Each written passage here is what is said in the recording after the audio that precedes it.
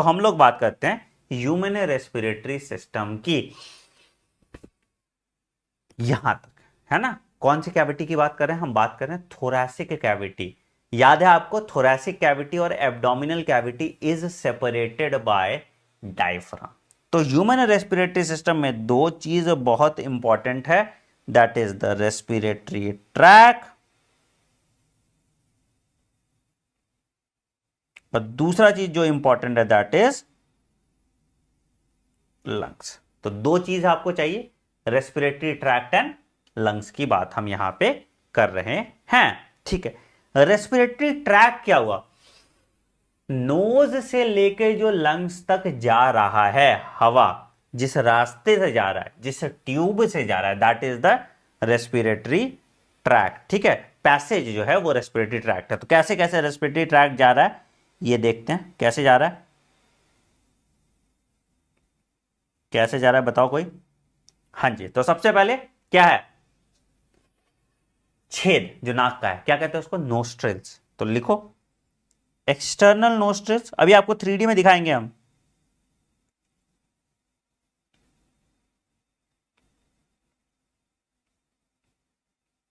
ठीक है, वहां से कहां गया? वहां से गया नाक का जो चेंबर, यहां पीछे से नेजल चेंबर। तो यहां से चला गया नेजल चेंबर। नेजल चेंबर से कहां जाएगा? नेजोफेरिंग्स। हमने बात किया था डाइजेस्टिव सिस्टम जब हमने देखा था, नेजोफेरिंग्स, ओरोफेरिंग्स और लैरिनोफेरिंग्स, है ना। देखा तो ओरोफेरिंग से फूड चला जाता है इसोफेगस में, लैरिनोफेरिंग से तुम्हारा ग्लॉटिस में हवा चला जाता है ना। गलेट और ग्लॉटिस में डिफरेंस याद रखना बेटा। गलेट इज, लिख लो बेटा, मैंने पहले भी लिखवाया था आपको, गलेट इज फूड पाइप या ईसोफेगस कह सकते हो इसको। ग्लॉटिस इज विंड पाइप या इसको आप ट्रेकिया कह सकते हैं ना, विंड पाइप। तो याद रखिएगा, है ना, याद रखिए। तो हवा ग्लॉटिस में आएगा, फूड गलेट में आएगा। ठीक है, तो एक्सटर्नल नोस्ट्रिल से क्या आ गया? Nasal chamber. नेजल चेंबर से चला गया नेजो फेरिंग्स में। कहां चला गया? नेजोफेरिंग्स, आपने देखा था, है ना। नेजोफेरिंग्स से चला गया फेरिंग्स में। फेरिंग्स क्या था मेरा भाई? Pharynx is the common passage for food and air. हमने ऑलरेडी देखा था ये बात, है ना। नेजोफेरिंग्स से चला गया फेरिंग्स में। फेरिंग्स से गया ग्लॉटिस में। क्या बोला था? Glottis is my wind pipe. Glottis से चला गया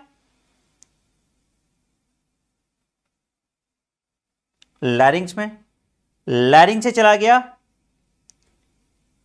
ट्रेकिया में। ट्रेकिया से दो ट्री आएंगे। कौन कौन से ट्री आएंगे? एक आएगा ब्रोंकियल ट्री और दूसरा आएगा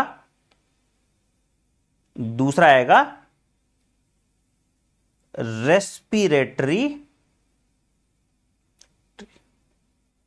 ठीक, तो क्या है? ब्रोंकियल ट्री और रेस्पिरेटरी ट्री। देखना है एक बार, 3D में देखते हैं, आइए 3D में देखते हैं, आइए। तो अगर आप पूरा सिस्टम देखें तो कुछ ऐसा आपको देखने को मिल रहा है। तो देखो, this is the external nostril, this is the external nostril. ठीक है, एक्सटर्नल नोस्ट्रिल से कहां गया? एक्सटर्नल नोस्ट्रिल से नेजोफेरिंग्स में गया।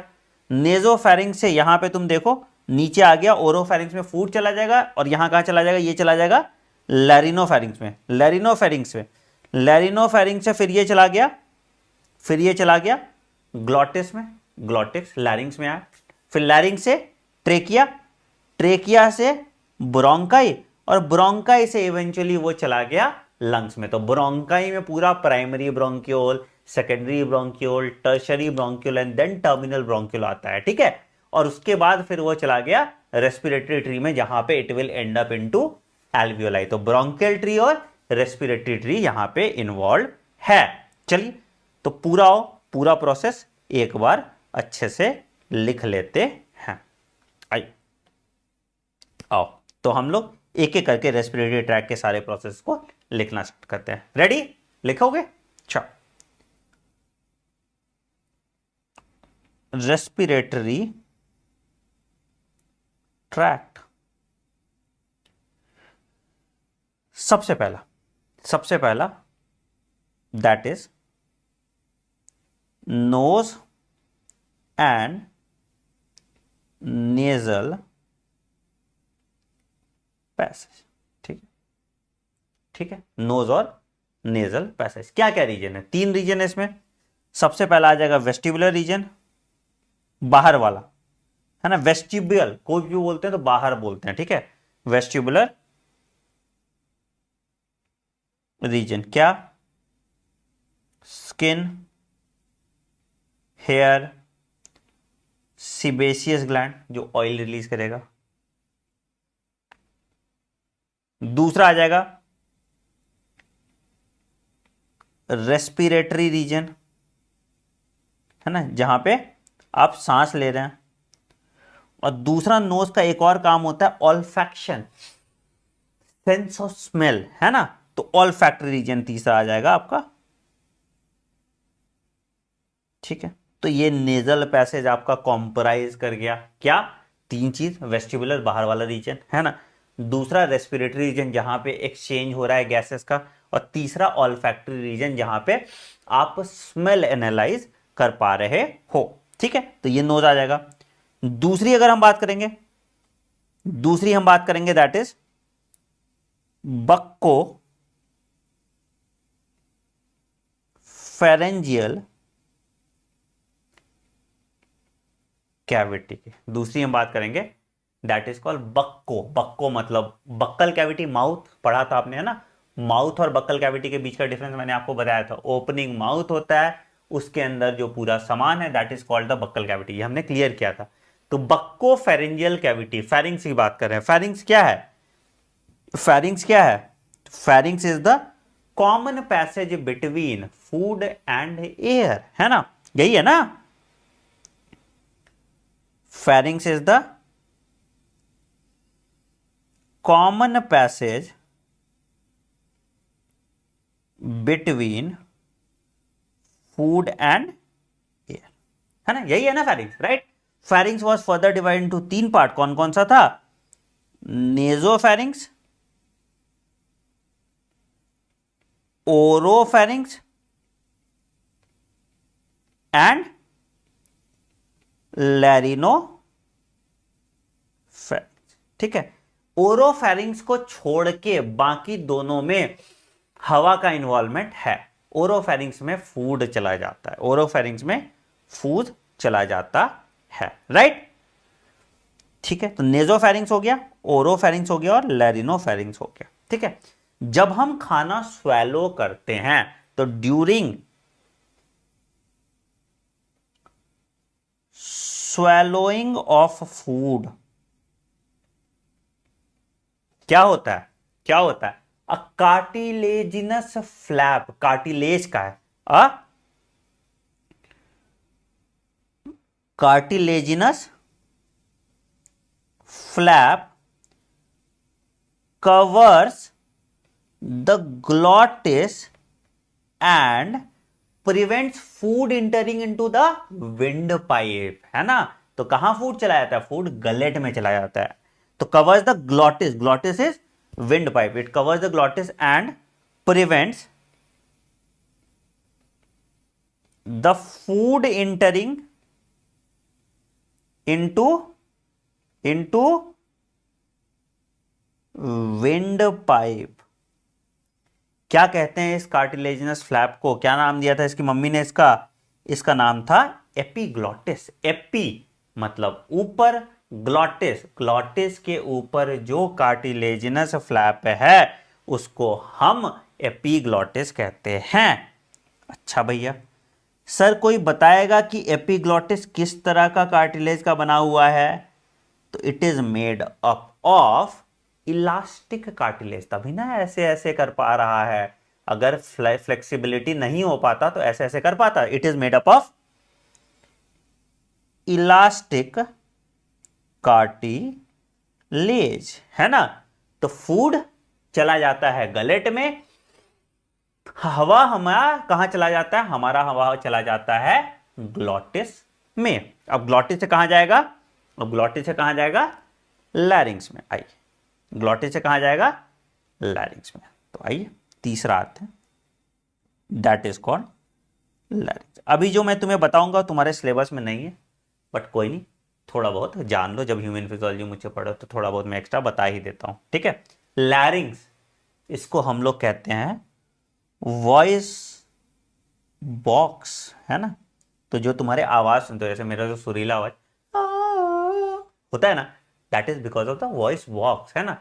तो ये जो मेरा तानपुरा ऐसा जो मैन्युफैक्चरिंग डिफेक्ट है, इट इज क्यों, क्योंकि मेरी आवाज अच्छी नहीं आ रही है। बहुत लोग की आवाज अच्छी आती है, जैसे अगर लड़कियों की आवाज देखो तो बहुत शार्प, एकदम श्रिल आवाज होती है, लड़कों का आवाज थोड़ा होर्स होता है, ऐसे होता है ना। तो that is all because of the larynx, ठीक है। तो भैया क्या है, लैरिंग्स को हम लोग साउंड बॉक्स भी कहते हैं,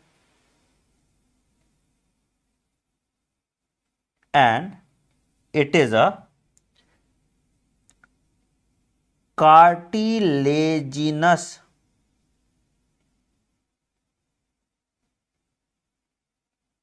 बॉक्स, ठीक है। किस किस तरह के कार्टिलेज का बना है, अगेन ये आपके एनसीईआरटी में नहीं, मैं पहले डिस्क्लेमर दे रहा हूं, if you want you can choose to skip this part, but मैं फिर भी अपनी तसल्ली के लिए आपको बता रहा हूं, ठीक है। तो कौन कौन सा भैया, पहला है थायराइड कार्टिलेज, ठीक है। दूसरा है क्रिकॉइड कार्टिलेज, तीसरा है आर्टिनॉइड कार्टिलेज, एंड चौथा है कार्टिलेज ऑफ संतूरिनी। संतूर संतूर पढ़े थे ना हम लोग, डक्ट ऑफ संतोरिनी पढ़ा था हमने, ठीक है। तो यहां पे चौथा आ गया कार्टिलेज ऑफ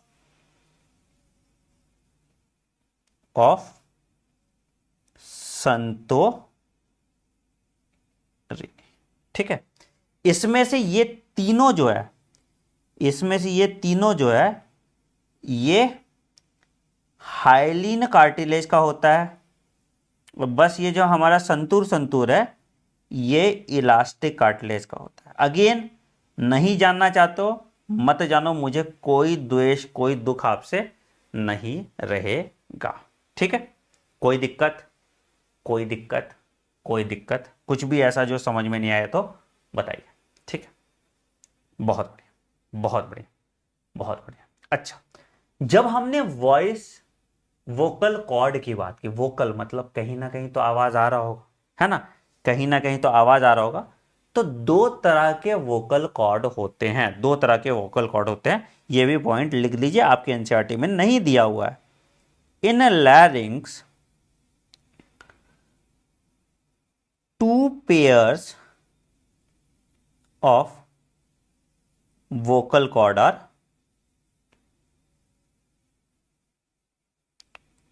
are present। कैसे, कितने, दो pairs of vocal cord present होते हैं। क्या क्या, पहला है एंटीरियर पेयर, एंटीरियर पेयर को हम कहते हैं फॉल्स वोकल कॉर्ड, और दूसरा है पोस्टीरियर पेयर, इसको हम कहते हैं ट्रू वोकल कॉर्ड। ऑब्वियसली जैसा नाम सुनाई दे रहा है कि एंटीरियर पेयर और पोस्टीरियर पेयर में कौन फोनेशन, कौन बोलने में आपकी हेल्प कर रहा है, कौन कर रहा है भैया, पोस्टीरियर पेयर या ट्रू वोकल कॉर्ड हेल्प कर रहा है। तो ये ट्रू वोकल कॉर्ड होता है, ये मेरा बना होता है येलो फाइब्रस कनेक्टिव टिश्यू का। अभी मैं आपको दिखाता हूं वोकल कॉर्ड, ठीक है, बट अगेन आपके सिलेबस में नहीं है, बट फिर भी मैं आपको दिखाऊंगा वोकल कॉर्ड।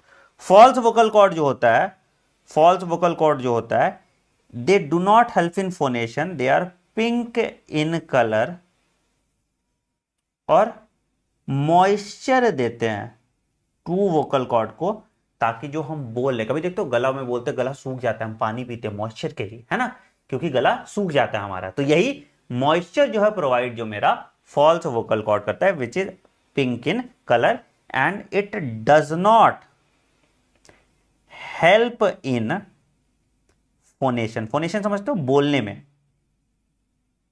अब मैं बाय बोलने I mean the voice that is being produce. आवाज यहां से आ रही है, देखो हाथ रखो, कभी भी बोलोगे यहां पे हाथ रखो, दबा देंगे तो आवाज चेंज हो जाएगी, दिख रहा है ना, आवाज चेंज हो रही है, दिख रहा है डिफरेंस। यहां दबाओ, दबाओ, आ गया तो यह आवाज आपकी चेंज हो सकती है based on the amount of air that is passing through these vocal cord. देखना है लैरिंग्स कैसा होता है, देखना है लैरिंग्स कैसा होता है, कमेंट सेक्शन में बताइए। देखना है लैरिंग्स कैसा होता है, कमेंट सेक्शन में बताइए।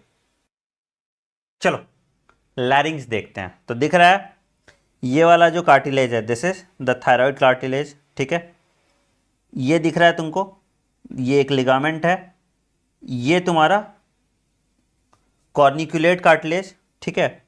ये तुम्हारा आर्टेनॉइड कार्टिलेज और ये वाला तुम्हारा किरकॉइड कार्टिलेज, ठीक है। अब यहां पे देखो, यहां तुमको ये वोकल कॉर्ड्स दिख रहे हैं जो हेल्प करेंगे फोनेशन में। तो ये पूरा जो स्ट्रक्चर है ये तुम्हारा लैरिंग्स का स्ट्रक्चर है।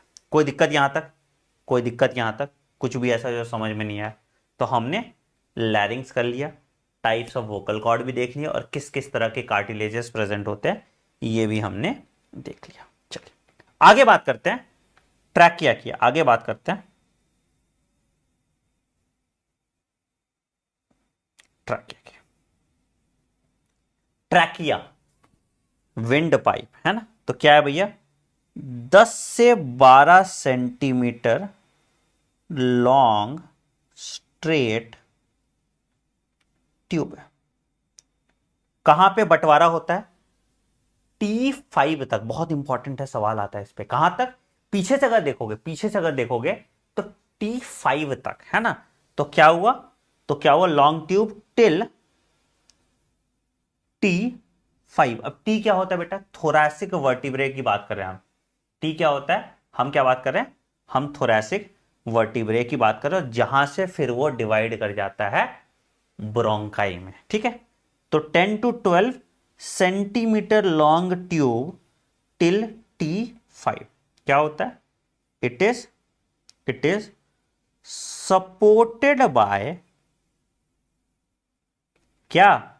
सी शेप्ड, सी याद रखना, सी पूरा नहीं होता, सी शेप्ड इनकंप्लीट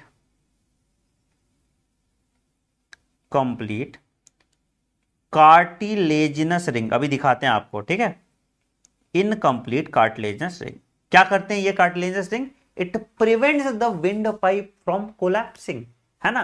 देखो ईसोफेगस में जरूरत नहीं था, खाना है, खाना अपना रास्ता खुद बना लेगा। हवा में क्या है, ऐसे पाइप एकदम चिपका रह जाएगा, तो हवा अंदर नहीं जा पाएगा, तो यही दिक्कत है। तो it prevents the wind pipe from collapsing, है ना। It prevent the wind pipe from collapsing, ठीक है। कोई दिक्कत यहां तक? कोई दिक्कत यहां तक? कोई दिक्कत यहां तक? अच्छा, अब इनकंप्लीट रिंग किस साइड है? कंप्लीट आगे, देखो मैंने बोला था ये आगे वेंट्रल है, पीछे डॉर्सल है। तो the rings are incomplete on the dorsal side, पीछे की तरफ इनकंप्लीट है ना। द रिंग्स आर अभी देखोगे तुम 3D में, इनकंप्लीट ऑन द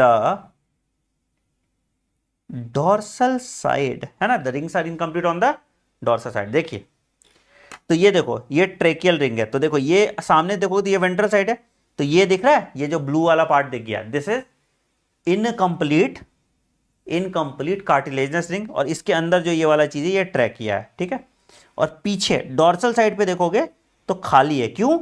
क्योंकि यहां पे गलेट लगा हुआ था, गलेट एज इन ईसोफेगस। अब मान लो पूरा रिंग होता तो हो सकता है फ्रिक्शन की वजह से मैं ऐसे मुंडी हिला रहा हूं तो आपस में लड़ता और छिलता, तो this part had to be soft. Body जब बनाया, जिसने भी बनाया, ईश्वर अल्लाह जिसने भी बनाया, तो बॉडी जब बनाया तो ये वाला पार्ट ध्यान से रखा गया, एक एक चीज को ध्यान से डाला गया है आपकी बॉडी में, राइट। समझ में आ रहा है लॉजिक? लॉजिक समझ में आया सबको? चल आगे बढ़ते हैं, आगे बढ़ते हैं। हम ब्रोंकियल ट्री की बात करते हैं, फिर रेस्पिरेटरी ट्री की बात करते हैं, फिर लंग्स की बात करेंगे। हम इस क्लास में एनाटॉमी ही पूरा देखेंगे कैसा है, फिर फिजियोलॉजी जो मैकेनिज्म ब्रीदिंग वगैरह अगली क्लास में देखेंगे। चलिए आगे बढ़ते हैं। तो आगे हम बात करते हैं ब्रोंकियल ट्री की। ब्रोंकियल कैसा होता है? तो अब क्या हुआ, ट्रेकिया कहां तक, T5 तक ट्रेकिया था, T5 से ट्रेकिया डिवाइड कर गया किसमें, ब्रोंकाई में। क्या कहेंगे, प्राइमरी ब्रोंकाई। याद रखिएगा ब्रोंकाई टर्म यूज हो रहा है तो प्लूरल है, ब्रोंकस टर्म यूज हो रहा है तो सिंगुलर है, ये याद रखिएगा, ठीक है, ठीक है। तो क्या हुआ, ब्रोंकाई ट्री में trachea divides at T5 to divide into two primary bronchi, है ना। कितना, दो प्राइमरी ब्रोंकाई या ब्रोंकस बोल दो, दोनों मिलाओगे तो ब्रोंकाई हो गया, एक एक की बात करोगे तो ब्रोंकस हो गया, ठीक है। कहां पे, फिफ्थ थोरैसिक वर्टिब्रे, लिख लीजिए ये फिफ्थ थोरैसिक वर्टिब्रे, इस पे कंफ्यूज मत करना। फिफ्थ थोरैसिक वर्टिब्रे पे ये डिवाइड कर जाता है इनटू टू प्राइमरी ब्रोंकाई, ठीक है। अच्छा, प्राइमरी ब्रोंकाई बनाएगा सेकेंडरी, टर्शरी और टर्मिनल। तो प्राइमरी ब्रोंकाई से फिर क्या बना, प्राइमरी ब्रोंकाई से फिर बना सेकेंडरी ब्रोंकाई, फिर टर्शरी और फिर टर्मिनल ब्रोंकाई। एक बहुत राज की बात बताएं तुम लोगों को, एक बहुत राज की बात बताएं, याद रखिएगा सब जगह इनकम्प्लीट कार्टिलेजिनस रिंग होगा, बट टर्मिनल ब्रोंकाई में कार्टिलेजिनस रिंग नहीं होता। किसी को बताना मत, राज की बात है, ठीक है। टर्मिनल ब्रोंकाई में कार्टिलेजिनस रिंग नहीं होता, लिख लो चुपके से। Terminal bronchi lakhs cartilaginous ring, ये बताना मत किसी को, ठीक है। एग्जाम में आए तभी लिखना सिर्फ, ठीक है। राज की बात हम दोनों के बीच में, ठीक है। तो ये आ गया तुम्हारा। तो क्या हुआ, primary, secondary, tertiary and terminal bronchi, ठीक है।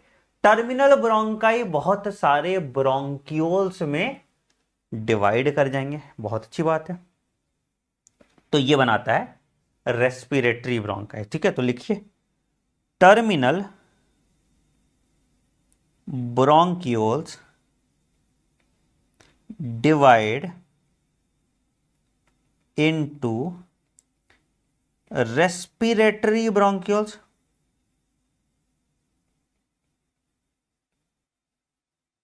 and ends up into alveoli. alveoli क्या है, alveoli is the site for exchange of gases. It is the site for exchange of gases. तो एक पॉइंट याद रखना यहां पे कि, एक पॉइंट याद रखना यहां पे कि रेस्पिरेशन जो है, रेस्पिरेटरी ट्री में कार्टिलेज नहीं होगा। जो इनकम्प्लीट कार्टिलेजनस रिंग था वो रेस्पिरेटरी ट्री में नहीं है। एक्सचेंज हमेशा रेस्पिरेटरी ट्री में होगा, ब्रोंकियल ट्री में there is no exchange of gases, there is only transport of gases, ठीक है। ये भी पॉइंट याद रखना, ठीक है। तो याद रखना कार्टिलेजिनस रिंग,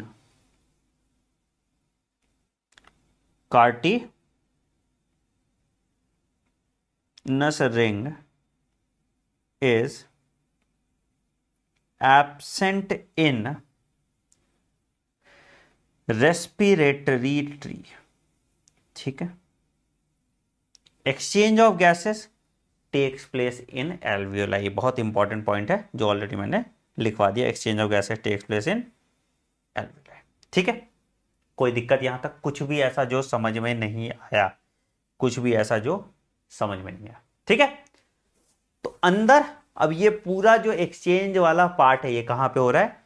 ये हो रहा है लंग्स में। तो वाओ, अगला मुद्दा पढ़ते हैं, दैट इज लंग्स। चौथा, पांचवा नंबर ये ना, पांचवा, छठा है ब्रोंकियल ट्री हमने पढ़ा, छठा है लंग्स। ध्यान से पढ़ना, ठीक है, लंग्स। ठीक है, देखें एक बार स्ट्रक्चर लंग का, या पहले लिख लेते हैं? बताओ, पहले लिख लेते हैं। आई तो लंग्स की बात करें, लंग्स पेयर्ड है ना, राइट लंग और लेफ्ट लंग, सेम वैसे जैसा जाता है वही सेम स्टार की तरफ है। ठीक है, बहुत अच्छी बात है। Outer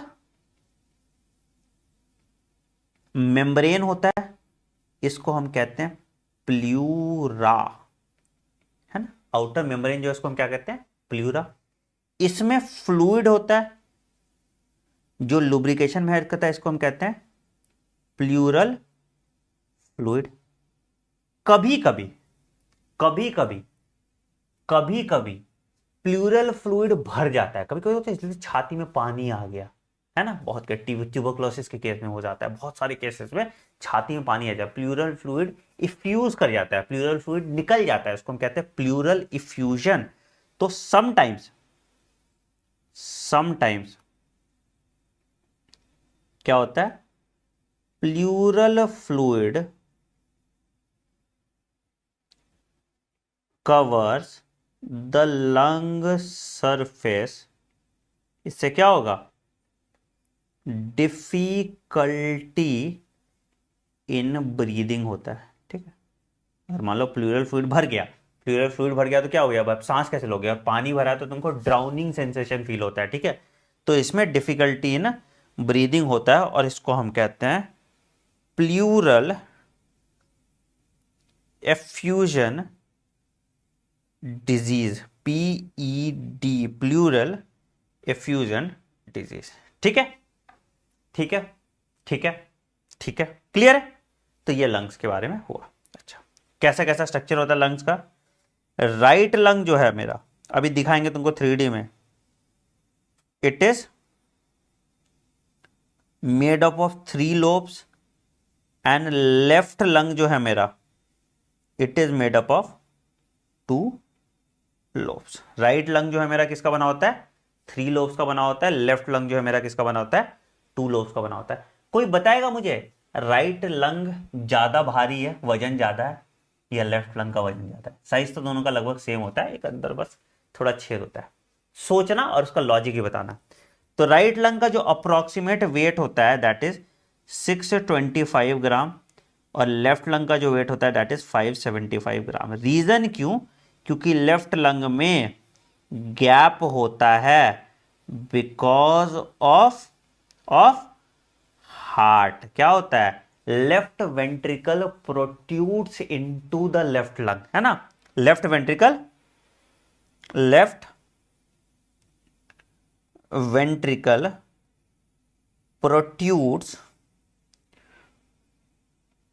protrudes into the left lung. कुछ दिक्कत यहां तक समझ में? Left ventricle protrudes into the left lung, इसीलिए उसको कम मास है उसका। आइए स्ट्रक्चर देख लेते हैं लंग्स का, तुम लोग और अच्छे से समझ पाओगे लंग्स का स्ट्रक्चर। लंग्स पूरा ही दिखाएं, ये मान लो ये लंग्स है ना। अब देखो, आओ स्ट्रक्चर देखो, समझो। ये डायफ्राम है, दिख रहा है नीचे वाला पार्ट डायफ्राम है। तो ऊपर की तरफ हो गया थोरैसिक कैविटी, नीचे की तरफ हो गया एब्डोमिनल कैविटी। लेफ्ट लंग एक लोब, दूसरा लोब, तीसरा लोब। ठीक है, राइट लंग 1 2 3। ठीक है, इधर 1 और 2 दिख रहा है, ये बंटवारा देख लो। तो ये पहला लोब है, ये दूसरा लोब है, ये पहला, ये वाला बंटवारा देखो, दूसरा तीसरा लंग, ठीक है। अब देखो राइट लंग के पास खूब जगह है, बड़ा है। लेफ्ट लंग में देखो है ना, ये वेंट्रिकल घुस गया, वेंट्रिकल घुसा जिसके कारण से लेफ्ट लंग कंपैरेटिवली साइज में थोड़ा छोटा हो जाता है। ठीक है, ठीक है, ठीक है, कोई दिक्कत? चल, बहुत अच्छा। Structural and functional unit of lung क्या है भैया, बताएगा कोई? स्ट्रक्चरल एंड क्या है?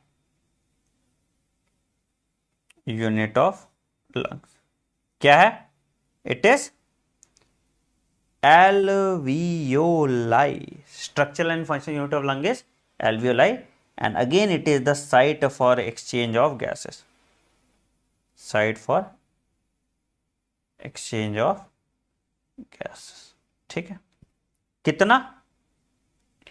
300 मिलियन alveoli प्रेजेंट होता है इन बोथ लंग्स। ठीक है, ऑब्वियसली राइट लंग में ज्यादा एल्वियोलाई प्रेजेंट होंगे, लेफ्ट लंग में थोड़ा कम एल्वियोलाई प्रेजेंट होंगे। ठीक है, एल्वियोलाई का जो वॉल है, एल्वियोलाई भी अभी दिखाएंगे आपको। एल्वियोलाई का जो वॉल है, तो ये आउटर लेयर है और ये इनर लेयर है। जो इनर लेयर होता है जहां पे एक्सचेंज ऑफ गैसेस है, मैंने बताया आपको जहां भी एक्सचेंज ऑफ गैसेस है वहां पे सिंपल स्क्वैमस एपिथेलियम का बना होता है। तो inner layer is made up of simple squamous epithelium and outer layer is made up of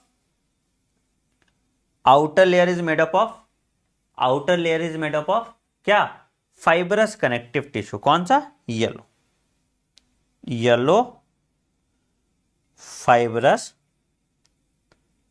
connective tissue.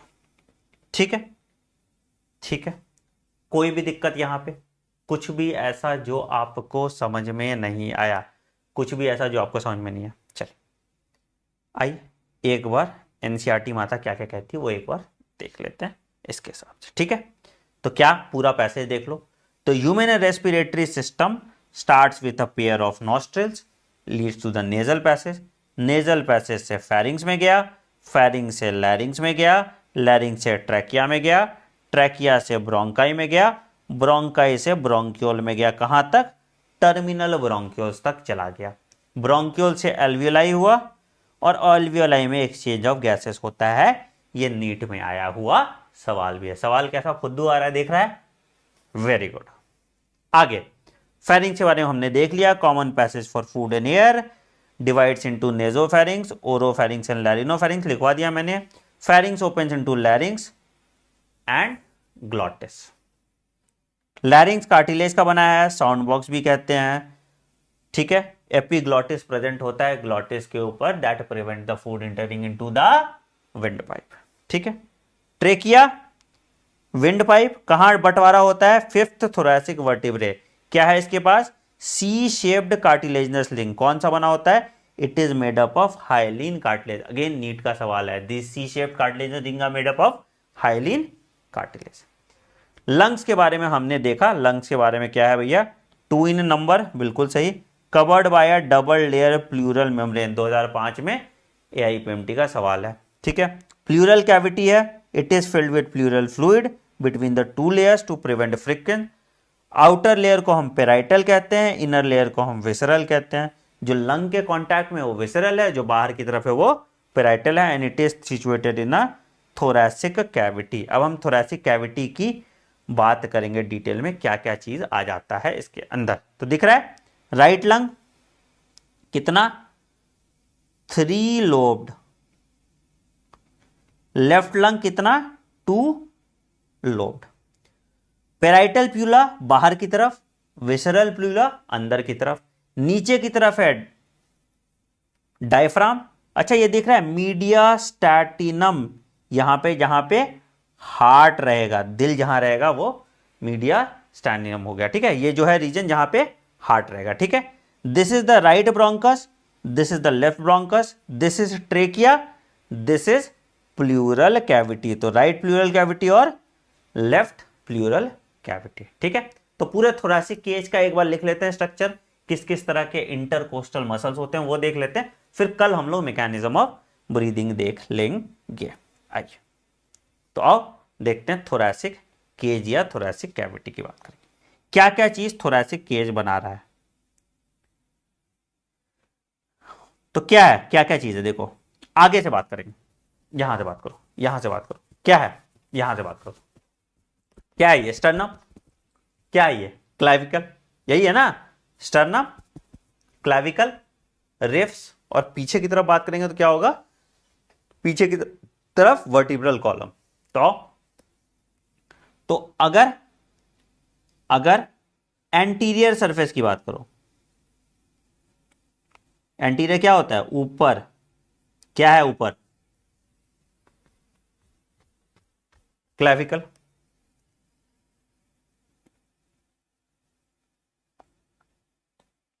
ठीक है। दूसरा नीचे की तरफ पोस्टीरियर सरफेस, ऊपर नीचे एंटीरियर, पोस्टीरियर सरफेस की बात करो, क्या है,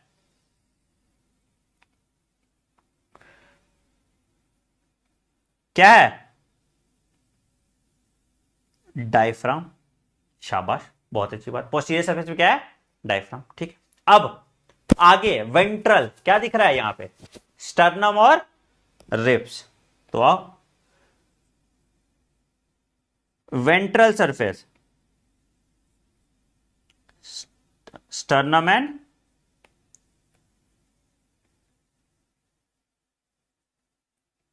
ribs, dorsal surface, same dorsal में क्या है, पीछे vertebral column, thoracic vertebrae T1 से लेके T12, तो थोरैसिक वर्टिब्रे एंड, या डाल दो ना, क्या लोड लेना, वर्टिब्रल कॉलम एंड, और क्या रिब्स। ठीक है, लेटरल सरफेस, साइड, क्या है यहां पे, ऐसे तुम लोग ऐसे बॉडी में तो ऐसे शेप बनाते हो, ये क्या है, रिब्स। लेटरल सरफेस में भी क्या है आपका, रिब्स। तो ये पूरा जो है थोरैसिक केज कंप्राइज करता है, it is an air tight cavity, इसीलिए थोड़ा भी हवा बाहर अंदर निकलता है तो प्रेशर में चेंज होता है, थोड़ा भी हवा बाहर अंदर निकलता है तो प्रेशर में चेंज होता है।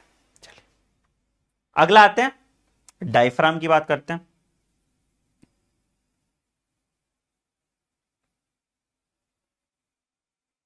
क्या होता है डायफ्राम, डायफ्राम याद रखना या तो क्रोकोडाइल में प्रेजेंट है या मैमल्स में प्रेजेंट होता है। Diaphragm divides into thoracic cavity and abdominal cavity. ठीक है, तो diaphragm is a muscular septum,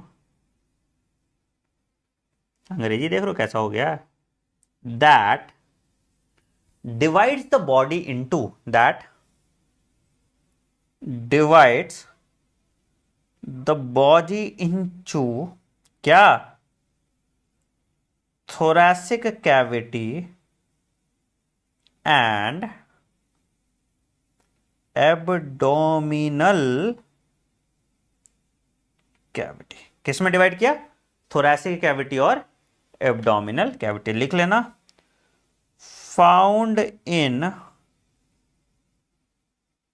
mammals and crocodile।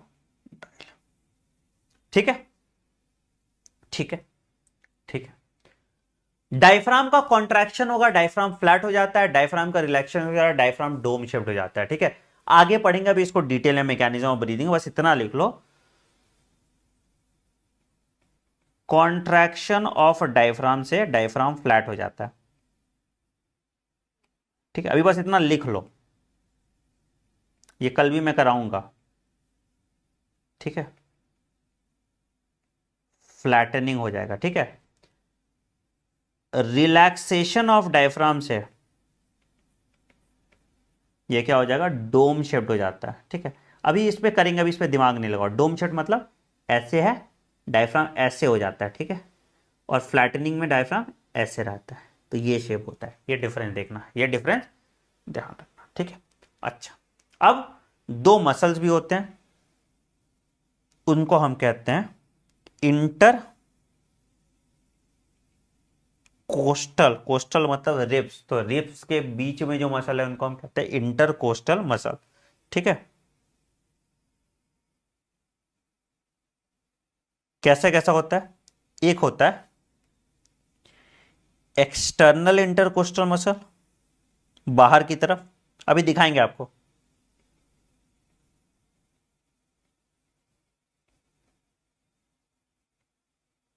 और दूसरा होता है इंटरनल इंटरकोस्टल मसल, अंदर की तरफ होगा तो इंटरनल इंटरकोस्टल मसल होगा, ठीक है। मैकेनिज्म ऑफ ब्रीदिंग में ये इंटरकोस्टल मसल और डायफ्राम बहुत इंपॉर्टेंट रोल प्ले करते हैं। क्या प्ले करते हैं ये हम देखने वाले हैं अगले एपिसोड में, ठीक है। तो एक्सटर्नल इंटरकोस्टल मसल, इसको हम कहते हैं EICM, और इंटरनल इंटरकोस्टल मसल इसको हम कहते हैं IICM, ठीक है। किसके कॉन्ट्रैक्शन से क्या होता है ये हम अगले क्लास में देखने वाले हैं, ठीक है। एक बार मैं तुम्हें डायफ्राम और कोस्टल मसल्स दिखा देता हूं, मोर और लेस कैसा होता है। इसमें नहीं दिखेगा,